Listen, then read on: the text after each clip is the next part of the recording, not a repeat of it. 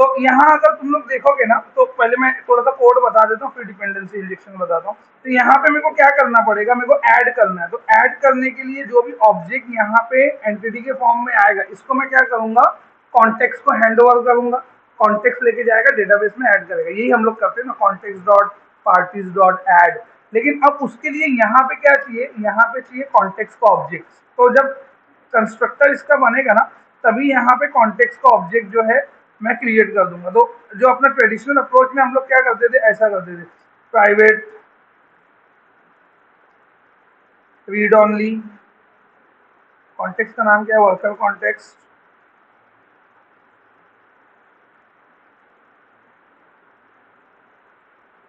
Worker context using,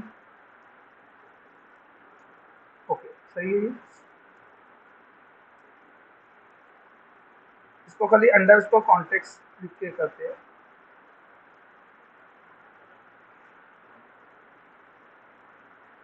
तो ये मैं डिक्लेयर किया।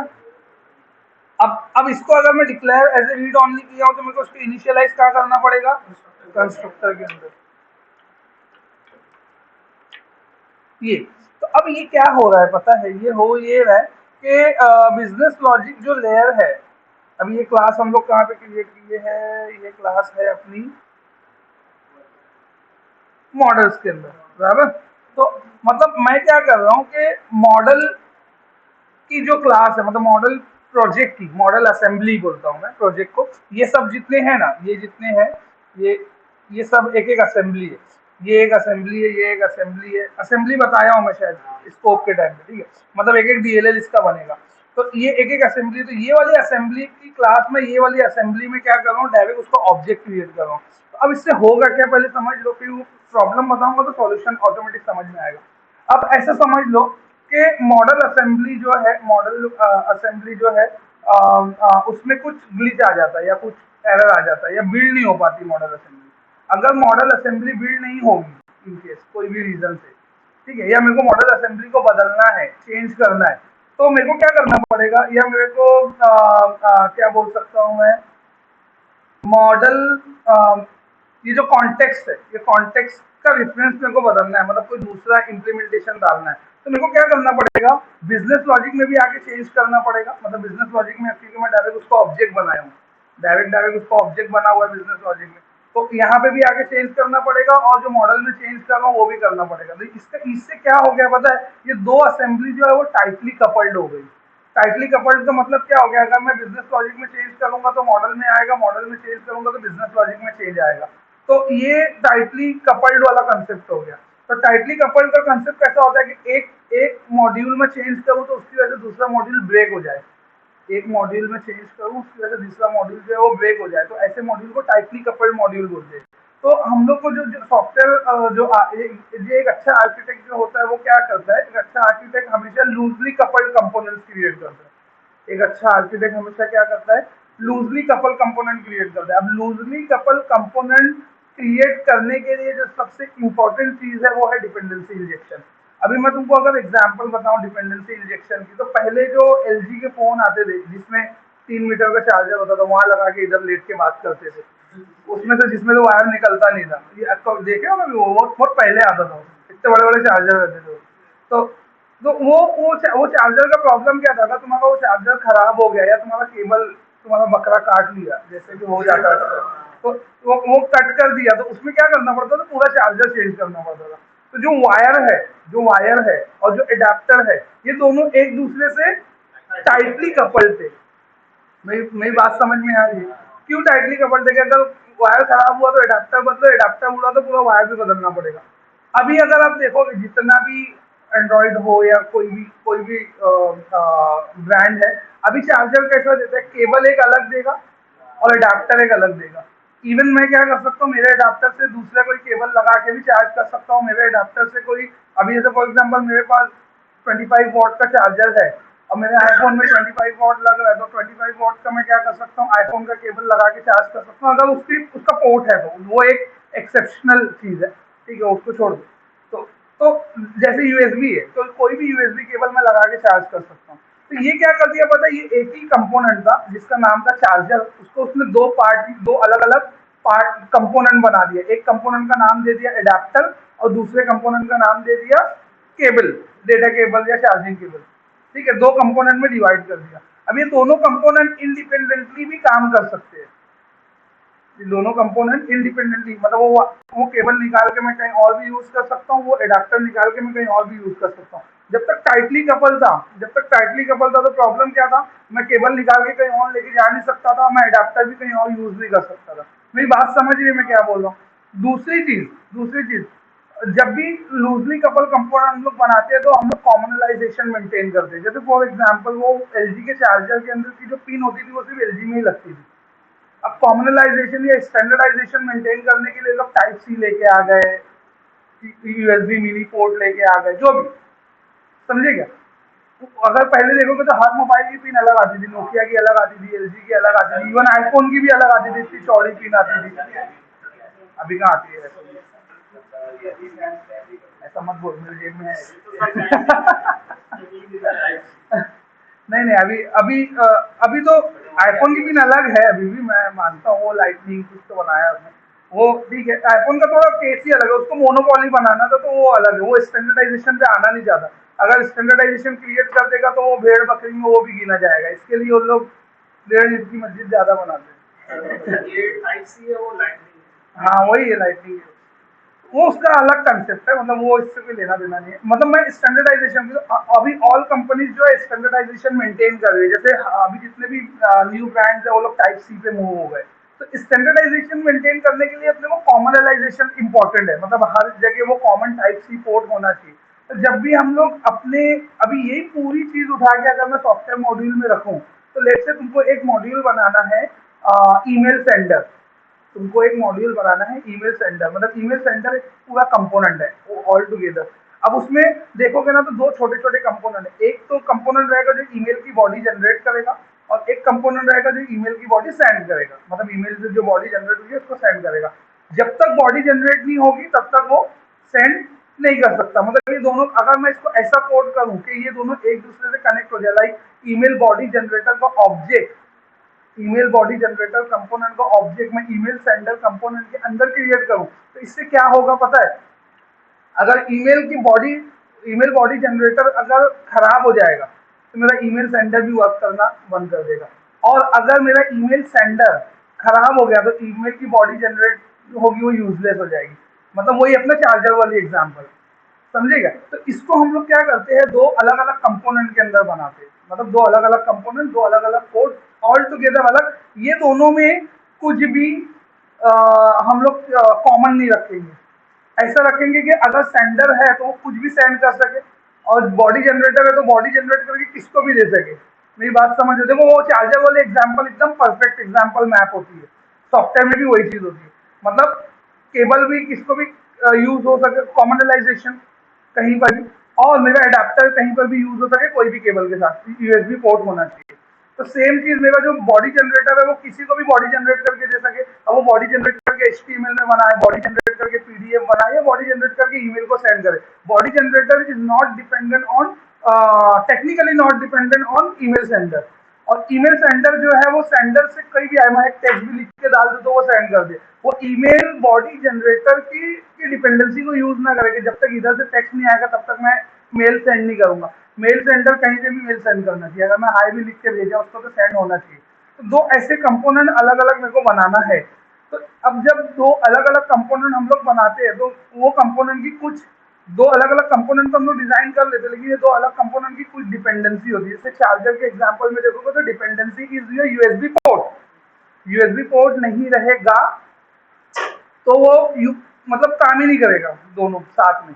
तो दोनों दोनों को साथ, दोनों अलग अलग काम करते हैं, लेकिन दोनों को साथ में काम करने के लिए कुछ एक चीज रिक्वायर्ड होती है जिसको हम लोग बोलते हैं डिपेंडेंसी। गौर से समझो मैं क्या बहुत डिटेल में बता रहा हूँ, एकदम गौर से सुनोगे तो समझ में आएगा। दो अलग अलग कंपोनेंट को साथ में एक कंपोनेंट बन के काम करने के लिए जो एक एक कॉमन चीज होती है जिसको हम लोग बोलते हैं डिपेंडेंसी। तो अभी मेरे चार्जर के केस में वो यूएसबी था, मेरे यहाँ के केस में क्या होगा, मेरे यहाँ के केस में ऑब्जेक्ट्स होंगे। कौन से ऑब्जेक्ट? कि ईमेल बॉडी जनरेटर का ऑब्जेक्ट जो है ईमेल सेंडर में यूज होगा, या ईमेल बॉडी जनरेटर से जनरेटेड बॉडी जो है वो ईमेल सेंडर में इंजेक्ट होगी।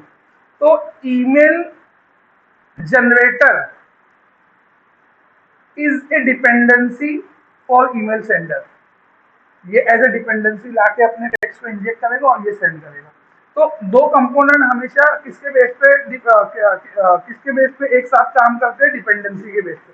अब अगर मैं डिपेंडेंसी को क्या करूं, कंपोनेंट के अंदर कोड करूं, अगर मैं डिपेंडेंसी को कंपोनेंट के अंदर कोड करूं, देखो अब एग्जांपल फिर वही ओल्ड चार्जर वाली एग्जांपल आ जाएगी। तो ओल्ड चार्जर वाली एग्जांपल का मतलब क्या हुआ कि अगर यूएसबी पोर्ट लगाने की जगह मैं डायरेक्ट वो वायर को उसके अंदर ले जाके जोड़ दूं, एडाप्टर के अंदर जोड़ दूं, तो that is we are creating object of different component inside another component. इसका मतलब ये हुआ, इसका मतलब क्या हुआ, ये हुआ। तो हम लोग क्या करते हैं कि अंदर वायर को जोड़ने, एडाप्टर के अंदर वायर को जोड़ने की जगह एक इंटरफेस दे देते हैं। वो जो लगता है ना पोर्ट, वो इंटरफेस है। हम लोग एक इंटरफेस दे देते हैं। With the help of that interface that particular cable can inject into the adapter. वैसे ही हम लोग को भी एक इंटरफेस बनाना, वही इंटरफेस है, उसी उसके लिए उसको इंटरफेस बोलते हैं। मतलब जो अपन यहाँ ऑब्जेक्ट क्रिएट कर रहे हो यहाँ नहीं करेंगे, कहीं और करके यहाँ भेजेंगे। एग्जैक्टली। तो हम लोग क्या करेंगे, जो डिपेंडेंसी है, डिपेंडेंसी को क्रिएशन दोनों कंपोनेंट में करने की जगह एक थर्ड प्लेस पे करेंगे और ये दोनों थर्ड प्लेस से डिपेंडेंसी उठाएंगे और that third place is known as your interface. तुम्हारा पोर्ट हो गया जो भी, तो उसने जो पोर्ट बना के दिया चार्जर में, that will become the third place, वहीं से इंजेक्ट होगा। तो एक थर्ड प्लेस हम लोग बनाते हैं। तो वो थर्ड प्लेस में हम लोग क्या करते हैं, सब जितनी भी डिपेंडेंसी रख देते हैं। अब जो जो कंपोनेंट को डिपेंडेंसी लगती है वो जाके वहां से निकाल के लेके आ जाते हैं। तो ये काम को हम लोग बोलते हैं बेसिकली डिपेंडेंसी इंजेक्शन। अब ये मत सोचो मैं करूंगा कैसे कोड में इसको, बहुत सिंपल है, 4 लाइन का कोड है, कोई बहुत रॉकेट नहीं है। कंसेप्ट बहुत बड़ा है। कंसेप्ट तुमको समझेगा तो वो कोड रट्टा मार के 10-10 साल वाले डेवलपर वो कोड रट्टा मार के करते हैं, बोले डिपेंडेंसी इंजेक्शन का तो यही 4 लाइन का कोड है ना। लेकिन उनको फिर भी नहीं समझता है कि हम लोग डिपेंडेंसी इंजेक्शन बेसिकली कर क्यों रहे। वो तुमको कौन समझा सकता है या कौन समझ सकता है जो एक प्योर आर्किटेक्चरल काम करता है वो। अब तुमको समझ में आता होगा ना सॉफ्टवेयर आर्किटेक्चर का मतलब क्या होता है, एक कंपोनेंट दूसरा कंपोनेंट उसकी डिपेंडेंसी इंजेक्शन, यही है ना आर्किटेक्चर के अंदर, यही होता है। कंपोनेंट बनाते हैं, कनेक्टिविटी बताते हैं, किसका डेटा कहाँ फ्लो होगा। तो जब मैं स्टार्ट किया था, एक मेरे को 2 साल 3 साल एक्सपीरियंस हुआ था, तो मेरे को खुद नहीं समझ में आता था कि आर्किटेक्चर का मतलब क्या होता है। अपन तो आगे कोड करते हैं, कोड किए तो रन होगा तो आउटपुट आएगा। तो इसमें आर्किटेक्चर का क्या लेना देना है? आर्किटेक्चर का लेना देना कब आता है, जब तुम कोड कर करके प्रोजेक्ट को बना दिए एकदम बड़ा। अब उसकी मेंटेनेबिलिटी का इश्यू आने लगा। मेंटेनेबिलिटी का इश्यू मतलब कहीं भी तुम चेंज करते हो पूरा पूरा प्रोजेक्ट फंसता है। ये नहीं होना चाहिए थी।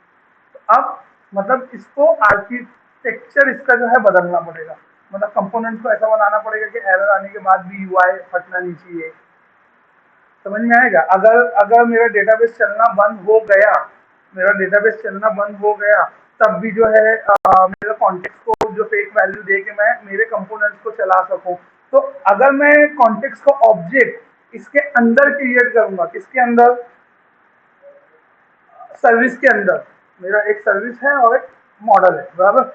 अगर मैं कॉन्टेक्स्ट को ऑब्जेक्ट सर्विस के अंदर क्रिएट करूंगा तो मैं इसको क्या कर दिया, टाइटली कपल कर दिया। Instead of object creation in constructor, जो हम लोग अभी जो लाइन लिखे हैं, line number 16, instead of line number 16 we will put that line number 16 into a separate place. That separate place is known as dependency bucket और dependency container. कुछ theory में उसको डिपेंडेंसी कंटेनर बोलते हैं और कुछ थियोरी में उसको डिपेंडेंसी बकेट बोलते हैं। तो अब इसका कंसेप्ट क्या है, जब एप्लीकेशन चालू होगी, जैसे तुम्हारे क्लास, अब हम लोग कोड लेवल पे यहाँ तक समझे, सबको क्या बोला मैं, ये सब देखो एकदम लेमैन वाली भाषा में बोला हूँ मैं कि ऐसा ऐसा होता है। करना कैसे, अगर तुम उसको सोचते रहोगे ना तो जो मैं बोल रहा हूँ वो भूल जाओगे। ये होता है। अब करना कैसे है वो समझो। अभी भी कोड नहीं आएगा, अभी अब मैं सॉफ्टवेयर लेवल पे बात करूंगा। अभी तो मैं एकदम सॉफ्टवेयर की दुनिया से बाहर बात कर रहा था, बराबर। अब सॉफ्टवेयर में आ जाता हूँ। मेरे पास 2 कंपोनेंट है, ठीक है। 2 कंपोनेंट की डिपेंडेंसी है 3, मतलब 3 अलग अलग क्लासेस है। 2 कंपोनेंट कुछ भी है, ठीक है। अब उसकी 3 डिपेंडेंसी है। तो जब मेरा प्रोजेक्ट शुरू होगा ना, जब मेरा प्रोजेक्ट स्टार्टअप होगा, प्रोजेक्ट स्टार्ट कहाँ से होता है डॉटनेट का, ग्लोबल डॉट ए से एक्स से, ठीक है। तो ग्लोबल डॉट ए से एक्स से जब मेरा प्रोजेक्ट स्टार्ट होगा ना एप्लीकेशन अंडरस्कोर स्टार्ट इवेंट के अंदर, वहां से जब प्रोजेक्ट स्टार्ट होगा तो प्रोजेक्ट स्टार्ट होने के टाइम पे मैं जाऊंगा, जितनी डिपेंडेंसी रहेगी उनका ऑब्जेक्ट बना लूंगा और एक बकेट के अंदर रख दूंगा। दैट बकेट में से एक बाल्टी है, उसमें उठा के डाल दूंगा। ऐप अंडरस्कोर स्टार्ट के अंदर और ग्लोबल डॉट ए से एक्स के अंदर ऐप अंडरस्कोर स्टार्ट होता है। अच्छा अच्छा, मैं उल्टा तो लेख पे पूछा मैंने कि तो ज्यादा ग्लोबल डॉट ए से एक्स, अरे ग्लोबल डॉट ए से एक्स बताया ना, फिल्टर के टाइम रजिस्टर कहाँ करते फिल्टर, बाहर रखिए ना। ग्लोबल डॉट ए से एक्स एक फाइल है, उसके अंदर फिल्टर रजिस्टर करते हैं, उसके अंदर ही एक फंक्शन और इवेंट होता है एप्लीकेशन अंडरस्कोर स्टार्ट। अगर दूसरा क्या हुआ, ऐप अंडरस्कोर स्टार्ट फोल्डर रहता है तो आवाज आती है। मैं वो ऐप स्टार्ट की बात ही नहीं कर रहा हूँ, बोलो ग्लोबल डॉट ए से एक्स जो है उसके अंदर एप्लीकेशन अंडरस्कोर स्टार्ट होता है, वहां से एप्लीकेशन शुरू होती है तुम्हारी, वो एकदम फर्स्ट एंट्री पॉइंट रहता है एप्लीकेशन का। तो एप्लीकेशन का वो एंट्री पॉइंट वहां से शुरू होता है। तो जब जैसी एप्लीकेशन शुरू होगी ना, तभी हम लोग क्या करेंगे, मेरी 4 डिपेंडेंसी है, 5 डिपेंडेंसी है, 100 डिपेंडेंसी है, उनका सबको ऑब्जेक्ट बना के एक बकेट में लाके स्टोर कर देंगे। जरूरत पड़े नहीं पड़े मैं ऑब्जेक्ट बना दूंगा। 400 क्लासेस है, मतलब एज ए डिपेंडेंसी वाली क्लास, हाँ जरूरी नहीं है 400 क्लास, ऑल क्लासेस का नहीं बना के रखोगे, जो जिसको तुमको फर्दर डिपेंडेंसी में यूज करना है कंपोनेंट में, उसका ही बनाओगे। और बना भी लेते हो तो कोई फर्क नहीं पड़ेगा क्या हो, लेकिन अननेसेसरी ऑब्जेक्ट क्रिएशन रहेगा ना। तो मेरे को 200 क्लास अगर लग रही है, 200 क्लास अगर प्रोजेक्ट में डिपेंडेंसी है, तो वो 200 क्लास का पूरा पूरा ऑब्जेक्ट में बना के वो बकेट में स्टोर कर दूंगा। That bucket is known as your dependency container. तो हम लोग बना लेते हैं कंटेनर, ठीक है। अब जो कंपोनेंट को डिपेंडेंसी की जरूरत पड़ती है वो जाता है बकेट में ढूंढता है, ये वाली है क्या है, ले डाल। फिर दूसरे कंपोनेंट को जरूरत पड़ी, ये वाली मेरी डिपेंडेंसी ये है, ये डाल। तो इससे फायदा क्या होता है, इससे फायदा ये होता है कि ऑब्जेक्ट क्रिएशन का पार्ट कंस्ट्रक्टर से निकल जाता है। ऑब्जेक्ट क्रिएशन का पार्ट कहाँ चला जाता है, कंटेनर में चला जाता है, बराबर। लेकिन लेकिन इससे एक जो ड्रॉबैक होता है, एक जो ड्रॉबैक है, एप्लीकेशन का स्टार्टअप बहुत स्लो हो जाता है। तुम लोग जितना भी बड़ा प्रोजेक्ट कंपनी का देखे रहोगे, प्रोजेक्ट चालू करने इतना टाइम लगता है ना जिसकी हद नहीं। मेरा खुद का प्रोजेक्ट वो चालू, अगर मैं अभी कल रन कर रहा था ना, कितना टाइम ले रहा था रन, लेकिन रन होने के बाद एकदम स्पीड चलता है। क्यों ऐसा होता है कि जब प्रोजेक्ट चालू हुआ तो 400 डिपेंडेंसी है जो डिपेंडेंसी कंटेनर के अंदर लोड होने वाली है, लेकिन ये तो वन टाइम एक्टिविटी है ना, प्रोजेक्ट स्टार्ट करना और बंद करना, ये तो वन टाइम रहता है। एक बार सर्वर पे डिप्लॉय हो गया तो कब बंद होता है वो, जब कल ही डिप्लॉयमेंट होता है वो, तो डिप्लॉयमेंट के टाइम बंद होगा तो चालू भी हो जाएगा। तो उसके लिए, लेकिन अगर यही चीज मैं कंस्ट्रक्टर में रखूंगा तो कंस्ट्रक्टर जो है वो एवरी रिक्वेस्ट पे कॉल होता है। कंस्ट्रक्टर जो, तो एवरी रिक्वेस्ट को स्लो करना और एप्लीकेशन स्टार्टअप को स्लो करना, ज्यादा बेटर कौन सा है, स्टार्टअप स्लो करना। रिक्वेस्ट को एक बार एक बार तुम्हारी एप्लीकेशन चालू होकर तो रिक्वेस्ट एकदम फास्ट चलती है फिर, तो वो स्लो नहीं होती फिर वहां पे, समझे क्या। और एप्लीकेशन स्टार्टअप स्लो हुआ तो उससे कोई फर्क नहीं पड़ेगा, क्योंकि एप्लीकेशन रिस्टार्ट तो डाउन टाइम में होता है और कस्टमर एप्लीकेशन रिस्टार्ट नहीं करता है। तो वेटिंग पीरियड किसको आएगा, वेटिंग पीरियड डेवऑप्स वालों को आएगा, जो लोग एप्लीकेशन स्टार्ट स्टार्ट स्टॉप करते हैं वो। एंड यूजर को तो बनी बनाई डिपेंडेंसी मिलेगी एप्लीकेशन चालू होने के बाद, तो इसकी वजह से यूजर के लिए परफॉर्मेंस बूस्ट हो जाता है, लेकिन एप्लीकेशन का स्टार्टअप स्लो हो जाता है। मेरी बात समझ रही है, कंसेप्ट समझ रहे हैं मैं क्या बोल रहा हूँ।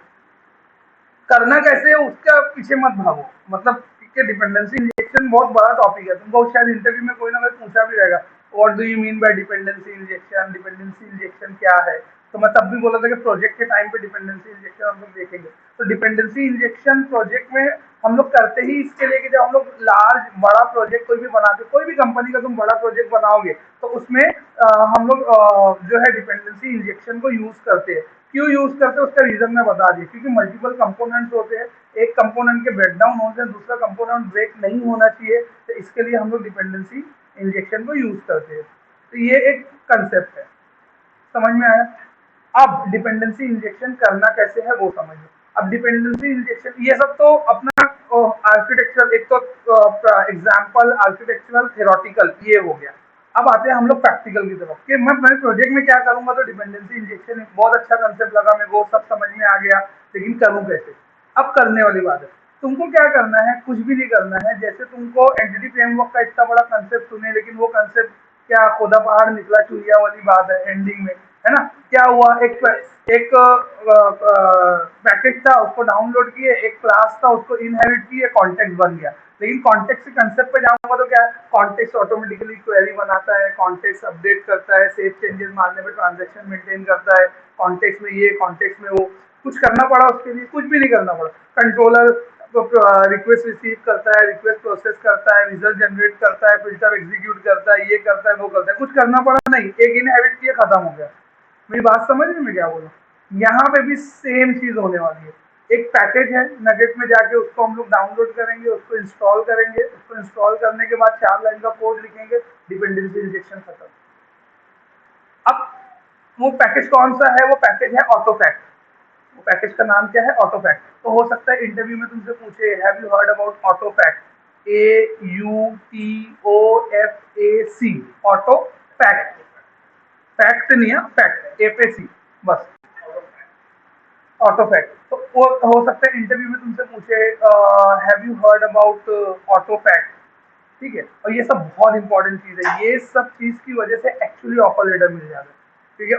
तुमसे पूछेंगे ऑटोफैक्ट तुमको आता है, तुम बोलोगे यस ऑटोफैक्ट मेरे को आता है, तुमको वो आंसर पे ही जॉब मिल जाती है। बिकॉज 70 से 80% प्रोजेक्ट में डिपेंडेंसी इंजेक्शन के लिए एमवीसी में ऑटोफैक्ट यूज होता है। और भी है, यूनिटी भी है, और भी अलग अलग पैकेजेस है जो डिपेंडेंसी इंजेक्शन के लिए यूज होते हैं। लेकिन जो वाइडली यूज होने वाला पैकेज है वो ऑटोफैक्ट है। जो जितने प्रोजेक्ट अब तक मैंने देखे उसमें एक में तो यूनिटी था, बाकी सब में ऑटोफैक्ट था। तो ऑटोफैक्ट जो है वो ज्यादा जो है यूज होता है एमवीसी के साथ में।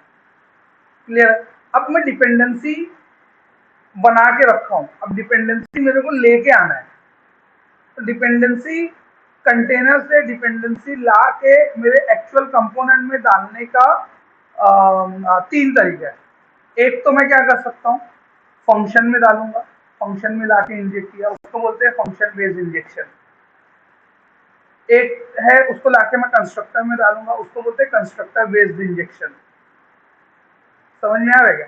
और एक जो है, मैं जहां मेरे को जरूरत पड़ेगी वहां, मतलब बीच में कोड में भी अगर मेरे को वो ऑब्जेक्ट की जरूरत पड़ी तो मैं जाके उसमें से निकाल के लेके आऊंगा, तो उसको ऑन द स्पॉट इंजेक्शन बोलते हैं। तो ये 3 अलग अलग है। लेकिन हम लोग हमेशा अपने अपने केस में जो है ऑब्जेक्ट जो डिपेंडेंसी का बनाएंगे वो रीड ऑनली बनाएंगे। तो हम लोग पूरे प्रोजेक्ट में कंस्ट्रक्टर बेस्ड इंजेक्शन ही यूज हम लोग को करना पड़ेगा, और वही हर प्रोजेक्ट में यूज होता है। ऑन द स्पॉट इंजेक्शन ऐसा ज्यादा यूज नहीं होता, लेकिन ये चीज है। मतलब तुम रिजॉल्व कर सकते हो डिपेंडेंसी को, जरूरत पड़ रही है तो जाके एनी टाइम भी ला सकते हो। कौन लोग है भाई? 2 मिनट। तो क्या बोल रहा था? लिंक तोड़ दिए। मतलब 3 तरीका है। हाँ, 3 तरीका है, लेकिन हम लोग कंस्ट्रक्टर बेस्ड जिसके लिए यूज करते हैं, क्योंकि हम लोग जो जो भी क्या बोलते हैं डिपेंडेंसी, उसको रीड ऑनली मोड में लेते हैं। तो रीड ऑनली का इनिशियलाइजेशन ही कंस्ट्रक्टर के अंदर होता है। तो मेरे को क्या करना पड़ेगा, कंस्ट्रक्टर से उसको इंजेक्ट करवाना पड़ेगा। तो अब ये कोड कैसे चेंज हो जाएगा, यहाँ पे थोड़ा सा कैसे बदल जाएगा वो भी थोड़ा सा समझ लो। तो मैं क्या करूंगा, ये न्यू जो है ये कहीं और पे डाल दूंगा, मतलब ये कहीं और लिखा हुआ रहेगा, यहाँ नहीं रहेगा। ठीक है। तो जहां ये रहेगा वहां से ये एक ऑब्जेक्ट बना के देगा जिसका नाम रहेगा वर्कर डीबी कॉन्टेक्स्ट। कंस्ट्रक्टर में आएगा, और यहां से जो भी आएगा वो डायरेक्ट यहाँ इनिशियलाइज हो जाएगा। ये कोड चेंज हुआ। कैसे? कि जब ये कंस्ट्रक्टर कॉल होने लगेगा कहीं पे भी, तो उसका ऑब्जेक्ट मेरे को यहाँ पे आना पड़ेगा। और यहाँ कौन ला के देगा? Constructor based injection. यहाँ कौन ला के देगा? कंस्ट्रक्टर है ना ये इसका। तो कंस्ट्रक्टर बेस्ड इंजेक्शन से इधर ऑब्जेक्ट आ जाएगा। ऑब्जेक्ट यहाँ पे कहाँ से आएगा? बकेट में से आएगा। अब सवाल ये है कि बकेट से निकाल के कंस्ट्रक्टर में लाना कैसे है? 2 चीज मेरे को यहाँ पे करना पड़ेगा। ये ऑब्जेक्ट क्रिएशन बकेट में करना, पहली चीज। दूसरा, बकेट से निकाल के कंस्ट्रक्टर में लाना। अगर ये 2 चीज में कर लिया तो डिपेंडेंसी इंजेक्शन हो गया, दैट्स इट। और इसके लिए 2 लाइन का कोड है। मेरी बात समझी? इतना मैं क्या बोला? देखो, तुम कोड के पीछे भागोगे ना तो आप कोड आएगा, आप कोड आएगा, आप कोड आएगा, तो तुमको कभी नहीं समझ में आएगा। जो मैं बोल रहा हूँ कोड करना कैसे क्या है वो तुम्हें बता बताऊंगा तुमको समझ में आ ही जाएगा। लेकिन ये जो कंसेप्ट बता रहा हूँ ना, मैं देखो मैं डायरेक्ट भी चेंज कर सकता था। पहले मैं ऑब्जेक्ट लिखा, मैं मतलब मेरे को तो ध्यान था ना बताना क्या है, तो मैं डायरेक्ट भी लिख सकता था। इसके लिए मैं रुक जाता हूँ, गलत लिखता हूँ, फिर सही करता हूँ, फिर मूव करता हूँ, ताकि तुमको वो चीज़ समझ में आए कि सादा तरीका ये था, ये थी आसान जिंदगी, और उसके बाद में मेंटल वाली जिंदगी, समझे। तो इसके लिए ये थी आसान जिंदगी जो अभी तक हम लोग जी रहे थे, जहाँ भी ऑब्जेक्ट लगता था वहीं ऑब्जेक्ट बनाते थे। अभी कॉन्टेक्स्ट का ऑब्जेक्ट हम लोग कितने बार कंस्ट्रक्टर के कंट्रोलर के कंस्ट्रक्टर के अंदर बनाए, ईएफडीबी कॉन्टेक्स्ट का ऑब्जेक्ट तुम लोग बनाए होगे ना थ्रेड में, वो ऐसा नहीं बनता है, वो सब मोह माया है। वो सिर्फ तब बनाना है जब तुमको मशीन टेस्ट करना है तब। मशीन टेस्ट में ये सब डिपेंडेंसी वेपेंडेंसी के लेके नहीं बैठने का।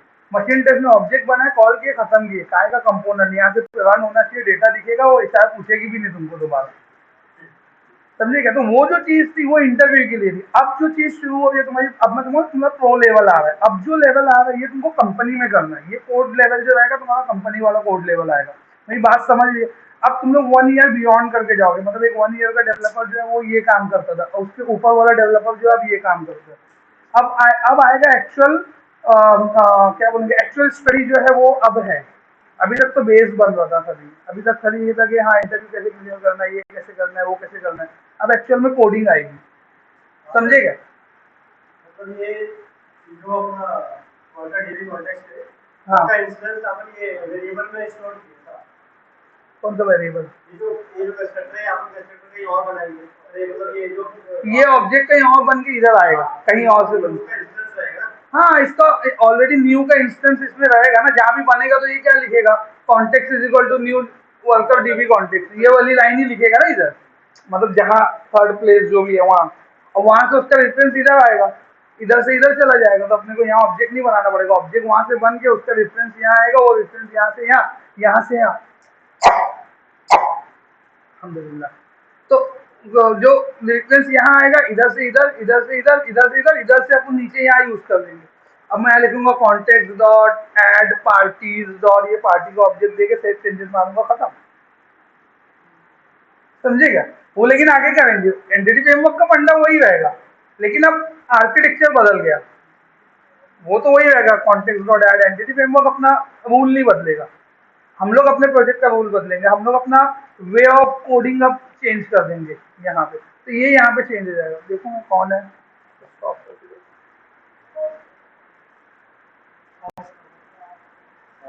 देखो। ये मेहताब है ना। हाँ, ये पकड़ में जाते हैं।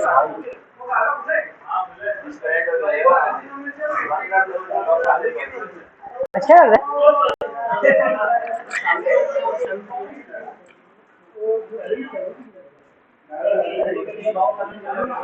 अरे स्टॉप करो यार, ये सब स्पीड बढ़ रहा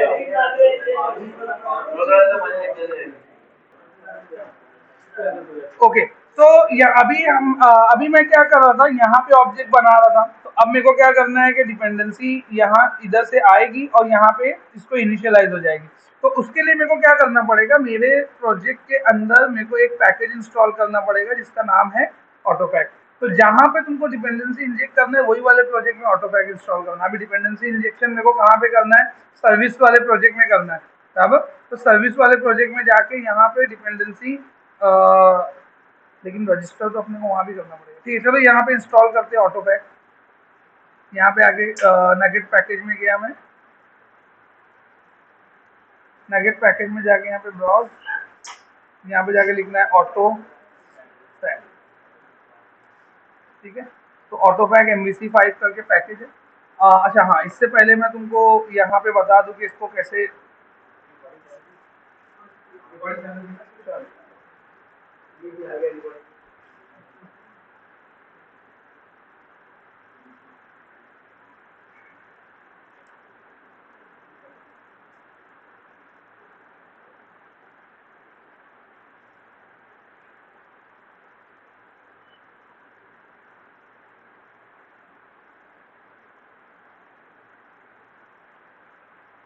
तो देखो ऑटो पैक का ये ऑफिशियल डॉक्यूमेंट है, मतलब ये तुमको हर जगह मिल जाएगा। जो ऑटो पैक जो पैकेज है ना, उनका एक ऑफिशियल डॉक्यूमेंट है। तो उसके अंदर का ही ये पैकेज है। तो एमवीसी इंटीग्रेशन के लिए, एमवीसी मतलब जो अपने एमवीसी की बात है, ASP.NET MVC integration require Autofac 5 NuGet package, ये रिक्वायर्ड है। तो सबसे पहला काम यहाँ पे मैं कर दिया, यहाँ पे आके जो पहला काम था ये यहाँ पे आया, यहाँ पे आगे इसको इंस्टॉल, बस ये पहला स्टेप हो गया, ये इंटीग्रेशन का पार्ट खत्म। अब ये जब तक होगा, जब तक हम लोग आगे देखते हैं क्या बोलता है ये। तो ये क्या बोल रहा है, MVC integration provide dependency injection integration for controller, model binder, action filter and views. मतलब कहाँ कहाँ पे डिपेंडेंसी इंजेक्ट करवा सकता है ये कंट्रोलर में। दो टाइप नहीं बता रहा, ये प्लेस बता रहा है। देखो एक टाइप होती है कि कंट्रोलर में, कंस्ट्रक्टर में, कंट्रोलर में, एक्शन मेथड में, कंट्रोलर में, कोई प्राइवेट फंक्शन के अंदर, समझे क्या। लेकिन एक है इंजेक्शन के टाइप और एक है प्लेसेस। एक है इंजेक्शन की टाइप, एक है प्लेसेस। इंजेक्शन टाइप मतलब टाइप के अंदर आता है controller, sorry constructor based injection, property based injection, action method based injection, ये टाइप हो गया। ऑन द स्पॉट इंजेक्शन, ये टाइप हो गया इंजेक्शन की टाइप। लेकिन प्रॉपर्टी कहाँ पे है, कंट्रोलर में है, व्यू में है, एक्शन में, प्रॉपर्टी तो कहीं भी हो सकती है, मॉडल में है। तो ये प्लेसेस बता रहा है कहाँ पे, controller, model binder, action filter. जैसे फिल्टर में कोई डिपेंडेंसी डालना है तुमको, फिल्टर रन हो रहा है तो कोई ऑब्जेक्ट लग रहा है जो डिपेंडेंसी से लाके इंजेक्ट करवाओगे। जब फिल्टर रन हो रहा है, एक्शन फिल्टर रन हो रहा है, वहाँ पे कोई ऑब्जेक्ट लग रहा है, लेट्स से वहाँ कॉन्टेक्स्ट का ऑब्जेक्ट लग रहा है, तो वो वहाँ बनाओगे नहीं, तुम कहाँ से लेके आओगे, बकेट में से निकाल के लेके आओगे। अभी समझ में ना जो थ्योरी बोल रहा हूँ मैं, ठीक है। तो ये, और उसके बाद यहाँ पे देखो, it also support adds per request lifetime support, also add per request lifetime support. Per request lifetime का मतलब क्या हुआ, डिपेंडेंसी जो इंजेक्ट होगी वो कब बनेगी और कब खत्म होगी, इसको बोलते हैं लाइफ टाइम। मतलब कब ऑब्जेक्ट बनेगा, कब ऑब्जेक्ट खत्म होगा, इसको बोलते हैं लाइफ टाइम। तो नॉर्मली डिपेंडेंसी इंजेक्शन के अंदर क्या होता है, नॉर्मली ऐसा होता है कि पहले से ऑब्जेक्ट बना रहता है, फिर वो यूज होता है, तो उसका लाइफ टाइम बहुत बड़ा रहता है। लेकिन ऑटोफैक्ट में एक खास चीज ये है कि तुम ऐसा भी कर सकते हो कि वही रिक्वेस्ट में बने और वही रिक्वेस्ट में खत्म हो जाए, इससे तुम्हारा परफॉर्मेंस बूस्ट होता है। मेरी बात समझी। ये न्यू फीचर है जो सपोर्ट करता है, इसके लिए इसने अलग से सेंटेंस में लिखा है। लेकिन जो मैं तुमको बोला, प्योर डिपेंडेंसी इंजेक्शन का फंडा क्या होता है कि ऑब्जेक्ट पहले बन जाता है, वही ऑब्जेक्ट यूज होते रहता है, ऑब्जेक्ट बन जाता है, वही ऑब्जेक्ट यूज होते रहता है और उसका लाइफ टाइम खत्म नहीं होता है। लेकिन अगर तुमको परफॉर्मेंस को बूस्ट करना है, रैम को, यूटिलाइजेशन को रिड्यूस करना है, ऐसा कुछ करना है, तो उस टाइम पे तुम क्या कर सकते हो, उस टाइम पे तुम पर रिक्वेस्ट लाइफ टाइम वाला, पर रिक्वेस्ट लाइफ टाइम सपोर्ट जो ऑटोफैक्ट का है उसको यूज कर सकते हो। वो कैसा है, लेकिन इसके पीछे अपने को अभी कुछ नहीं करना है, ठीक है। अपने को नॉर्मल डिपेंडेंसी इंजेक्ट करना है। अब यहाँ पे ये जो तुम्हारा ट्यूटोरियल है, ये ASP.NET MVC के लिए। अगर तुमको .NET कोर में डिपेंडेंसी इंजेक्शन करना है तो उसके लिए अलग पेज बनाऊंगा। तो जो अपन जो पढ़ रहे हैं वो अपने लिए ही है, अपन कोर नहीं पढ़ रहे, अपन .NET कोर का प्रोजेक्ट नहीं कर रहे, ठीक है। अब यहाँ पे आता है क्विक स्टार्ट।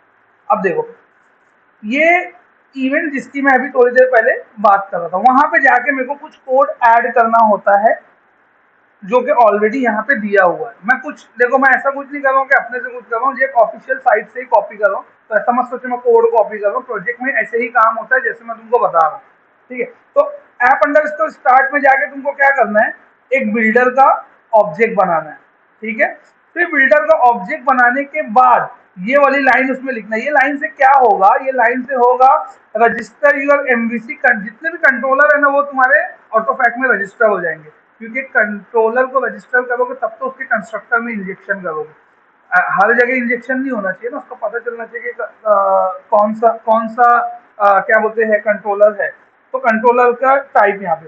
फिर उसके बाद यहाँ पे अगर मॉडल बाइंडर को यूज करना है तो ये, तो अपने केस में अपन मॉडल बाइंडर यूज नहीं करने वाले, हम लोग सिर्फ कंस्ट्रक्टर इंजेक्शन यूज करने वाले, जो कि मैं ऑलरेडी बोला हूँ। तो ये कोड मेरे को लिखने की जरूरत नहीं है, और वैसे भी इसने यहाँ पे क्या लिखा है, ऑप्शनल। अब फिर अगर मेरे को इसमें HTTP बेस्ड कॉन्टेक्स्ट में डालना है तो ये भी ऑप्शनल। अगर मेरे को प्रॉपर्टी में इंजेक्ट करना है तो ये, कौन सा सेकंड वाला, ये अगर मेरे को मॉडल बाइंडर के अंदर डालना है, मॉडल बाइंडर जो जैसे एमवीसी का एक पेज है बराबर, एमवीसी के पेज में दो फील्ड है, name, first name, first name और लास्ट नेम।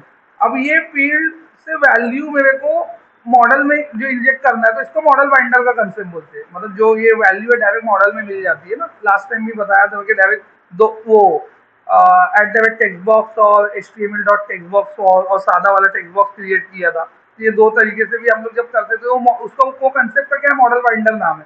तो मॉडल बाइंडर जब टेक प्लेस होगा तो मॉडल बाइंडिंग के टाइम पे अगर डिपेंडेंसी इंजेक्ट करना है तो ये वाली लाइन लिखना पड़ेगा। तो अपने अपने लिए ये लाइन है ही नहीं। मॉडल बाइंडर के केस में जब करना है तो मॉडल बाइंडर में करना है तो हाँ।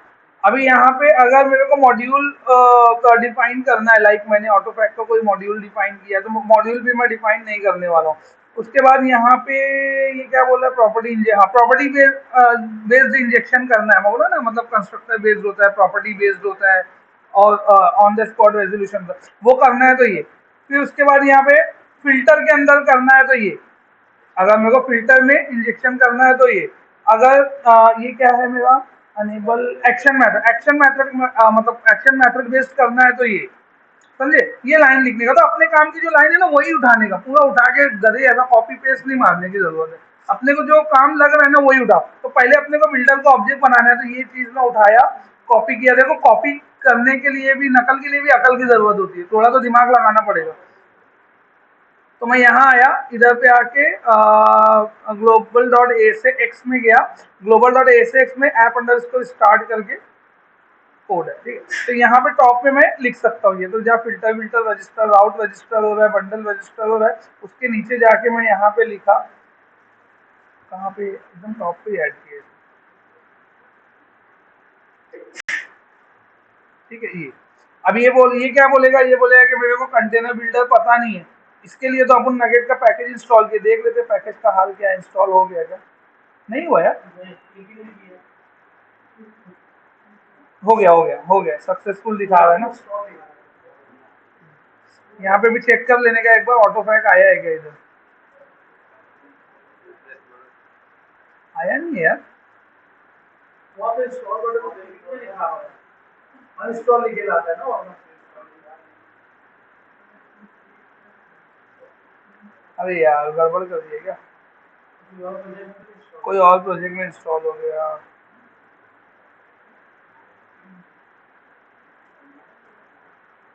नहीं, वेब यूआई में ही हुआ है, ठीक है ना, देख चेक कर लेते हैं ना। ये सबसे बड़ा, कंट्रोल डॉट लिखेंगे, आया तो हुआ है, नहीं आया तो नहीं हुआ है।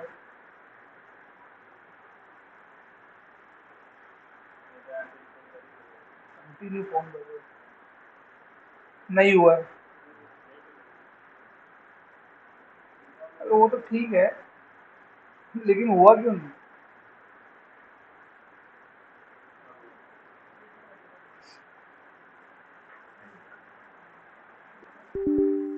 अरे ये फेल हो रहा है यार।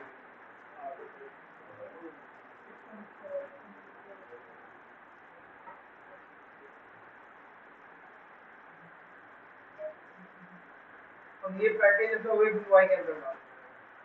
हाँ वेब यूआई में ही करना है, लेकिन हो नहीं रहा है ना इंस्टॉल,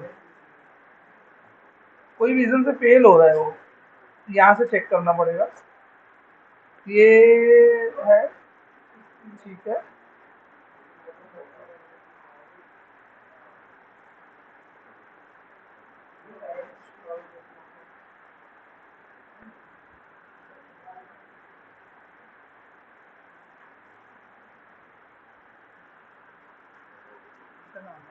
दो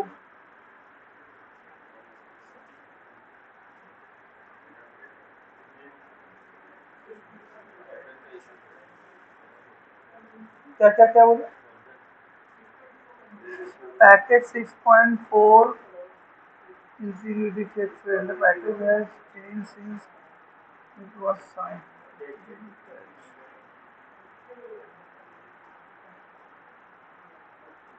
ये क्या इधर पे लेकिन सक्सेसफुल बोल रहा है, ऑटोपैक 6.4 was package integrity, फिर the package has changed, try clearing local HDB cash and run nugget operation नहीं। अब ये कैसे करेंगे? ये तो कॉमन है, ये होगा ही होगा।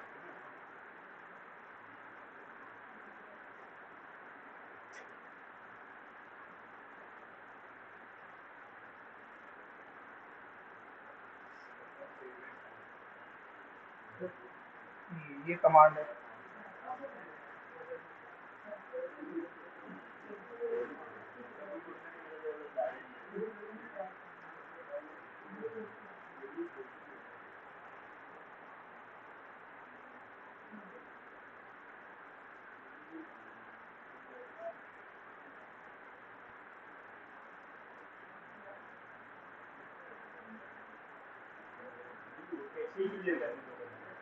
हाँ हाँ, वो तो ठीक है, लेकिन यहाँ से भी कर सकते हो, यहाँ पे भी एक ऑप्शन आता है।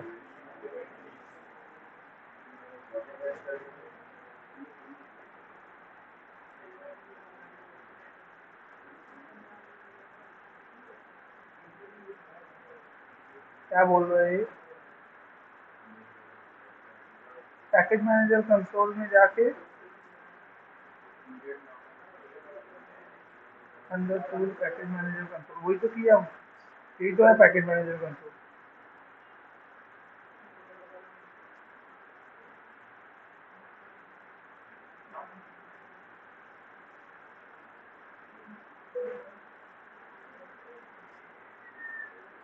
Okay, close Visual Studio, delete NuGet config from C user fmomin app data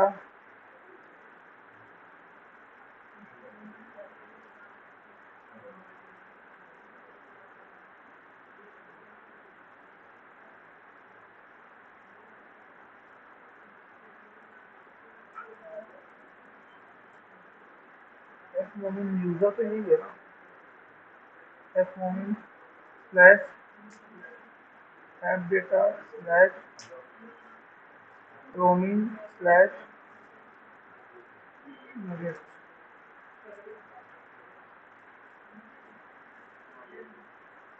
delete, और उसके बाद क्या करने वाला, close Visual Studio, delete dot V S hidden folder in the solution explorer. यहाँ पे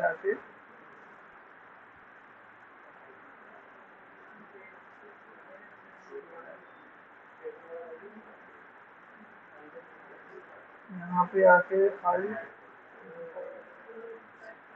ये इन्वायरमेंट स्पेसिफिक है। हाँ, ये जरूरी नहीं है तुम लोगों को आएगा ये मेरे लैपटॉप में की वजह से आएगा।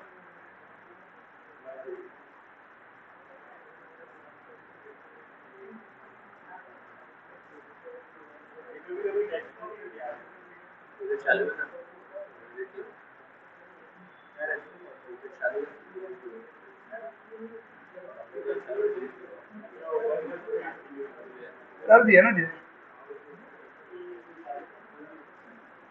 bin and obj folder from the project, क्या डिलीट करवाएगा?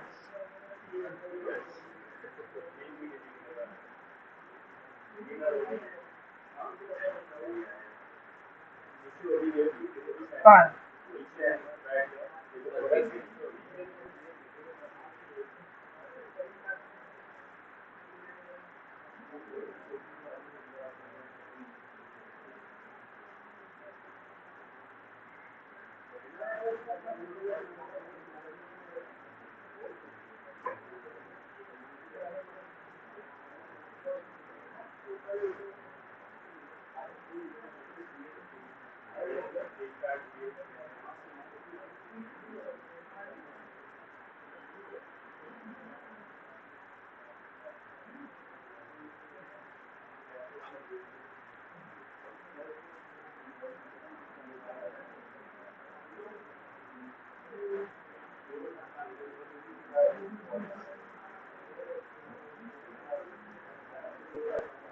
हेलो, अस्सलाम, हाँ रजी बोलो।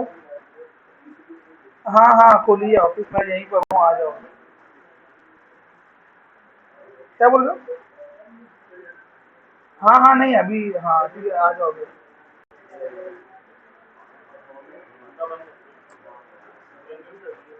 हाँ बंद करो।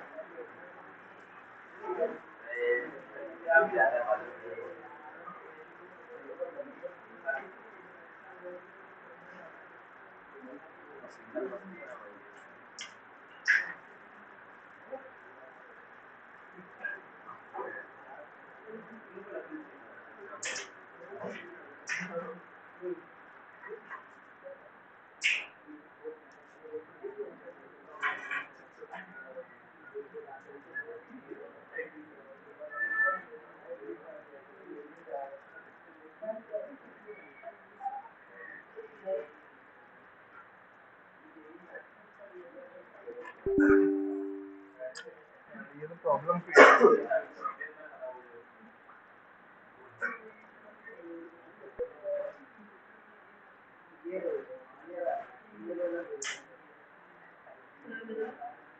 स्टॉप करता हूँ, 10 मिनट से मेल में आ रही है।